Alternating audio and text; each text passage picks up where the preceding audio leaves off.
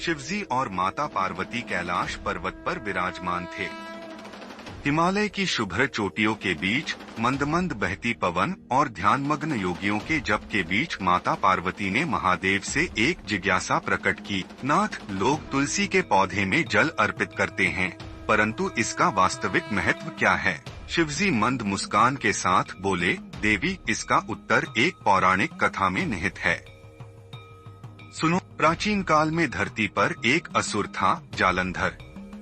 उसकी शक्ति इतनी प्रचंड थी कि वह देवताओं को पराजित करने लगा, लेकिन उसका बल केवल उसकी पत्नी वृंदा के पतिव्रत धर्म से सुरक्षित था।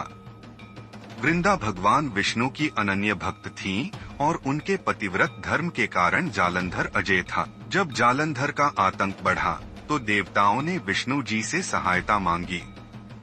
विष्णु जी ने माया का प्रयोग कर वृंदा के पतिव्रत धर्म को भंग कर दिया, जिससे जालंधर पराजित होकर मारा गया। जब वृंदा को यह सत्य ज्ञात हुआ तो उन्होंने विष्णु जी को श्राप दिया, तुमने छल किया है, इसलिए तुम पत्थर के बन जाओगे। विष्णु जी ने यह श्राप स्वीकार कर लिया और शालिग्राम रूप में परिवर्तित हो गए। दुखी होकर वृंदा ने आत्मदाह कर लिया। उनके शरीर से एक दिव्य पौधा उत्पन्न हुआ, जिसे तुलसी कहा गया। तब विष्णु जी ने उन्हें आशीर्वाद दिया, हे देवी, तुम मेरे लिए उतनी ही प्रिय रहोगी जितनी लक्ष्मी।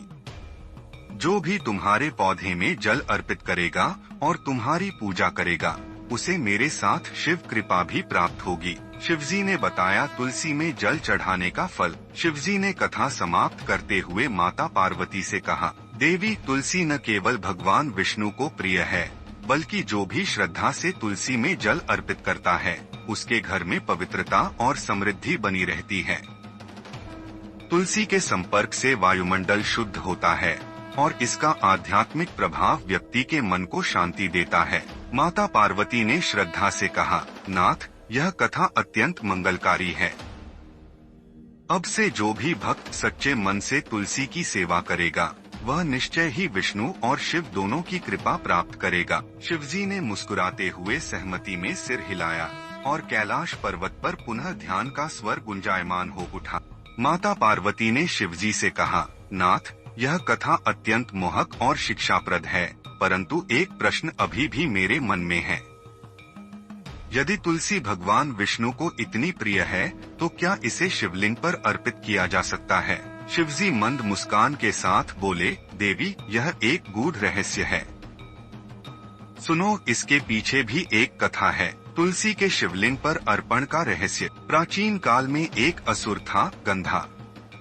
वह राक्षसों में सबसे क्रूर और शक्तिशाली था, परंतु उसने कठोर तपस्या कर भगवान शिव से वरदान प्राप्त कर लिया था कि उसे केवल विष्णु भक्त द्वारा ही मारा जा सकता है।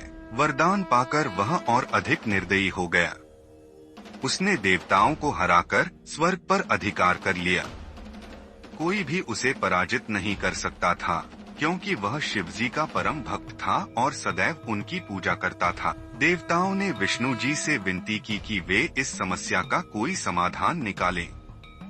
विष्णु जी ने कहा, इस दुष्ट का अंत केवल एक शिव भक्त के हाथों ही हो सकता है, परंतु हमें किसी ऐसे भक्त की आवश्यकता होगी जो उसके अत्याचार से दुखी हो और शिवजी की आज्ञा से उसका वध करे। यही समय था जब तुलसी प्रकट हुई। वृंदा का दिव्य रूप प्रकट हुआ और उन्होंने विष्णु जी से प्रार्थना की, प्रभु, मैं शिव के चरणों में शीश नवाकर यह संकल्प लेती हूँ कि मेरे तपोबल से यह राक्षस नष्ट होगा। उन्होंने कठिन तपस्या की और शिवजी से वरदान मांगा कि वे उन्हें इतनी शक्ति दें कि वे गंधा का अंत कर सकें। शिवजी ने आशीर्वाद दिया और तुलसी ने अपनी शक्ति से गंधा का वध कर दिया। इसके पश्चात तुलसी ने भगवान शिव से कहा, हे महादेव, मैंने आपकी आज्ञा से यह कार्य किया, परंतु मुझे दुख है कि मेरी पत्तियां आपके चरणों में समर्पित नहीं हो सकती। तब भगवान शिव ने प्रेम पूर्वक कहा, देवी, तुम परम पवित्र हो। यद्यपि तुलसी मेरे पूजन में अर्पित नहीं की जाती, परंतु जो भी शिव भक्त भगवान विष्णु का स्मरण करते हुए मेरी उपासना करेगा, वह मेरी कृपा प्राप्त करेगा। और जो व्यक्ति तुलसी के बिना भी मेरी पूजा करेगा, मैं उसे भी आशीर्वाद दूंगा। माता पार्वती ने यह कथा सुनकर कहा, नाथ, अब मैं समझ गई कि तुलसी को शिवलिंग पर अर्पित क्यों नहीं किया जाता। यह नियम भगवान विष्णु और आपके बीच की दिव्य लीला का प्रतीक है। शिवजी ने सहमति में सिर हिलाया और बोले, देवी, धर्म के ये नियम केवल कर्मकांड नहीं हैं, बल्कि प्रत्येक नियम के पीछे एक गूढ़ रहस्य और संदेश छिपा है। जो भी भक्त श्रद्धा से तुलसी की पूजा करता है और शिवजी का ध्यान करता है, उसे शिव विष्णु दोनों की कृपा प्राप्त होती है। इसलिए शिवलिंग पर तुलसी न चढ़ाकर भक्त तुलसी से भगवान विष्णु की आराधना करते हैं और बिल्वपत्र से भगवान शिव को प्रसन्न करते हैं। इस प्रकार कैलाश पर्वत पर शिव पार्वती का संवाद धर्म और भक्ति का अमृत बनकर प्रवाहित होता रहा। भगवान उसकी परीक्षा अवश्य लेते हैं। अक्सर ऐसा देखा गया है कि पूजा पाठ करने वाले लोगों को यह शिकायत रहती है कि वे इतनी श्रद्धा और भक्ति से पूजा करते हैं, फिर भी उनके जीवन में दुख और परेशानियां कम नहीं होती। वे कहते हैं कि हम मंदिर जाते हैं, दीप जलाते हैं, भोग अर्पित करते हैं, मंत्र जाप करते हैं, फिर भी जीवन के कष्ट समाप्त क्यों नहीं होते।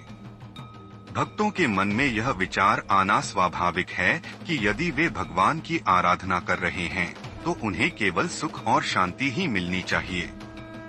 लेकिन ऐसा हमेशा नहीं होता। कई बार भक्तों और साधकों के जीवन में एक ऐसा कठिन समय आता है जो उन्हें मानसिक और भावनात्मक रूप से झकझोर देता है। ऐसे समय में उनका विश्वास कमजोर पड़ सकता है। कुछ लोग तो भगवान की भक्ति छोड़ देते हैं और नास्तिकता की ओर बढ़ जाते हैं। यह समय दरअसल भगवान द्वारा ली गई परीक्षा होती है, जिसमें वे यह परखते हैं कि हमारा विश्वास और भक्ति कितनी गहरी है। कठिनाई के इस दौर में हमें धैर्य और श्रद्धा बनाए रखना चाहिए, क्योंकि यह समय भी बीत जाएगा और भगवान की कृपा से हमारा जीवन सुखमय हो जाएगा।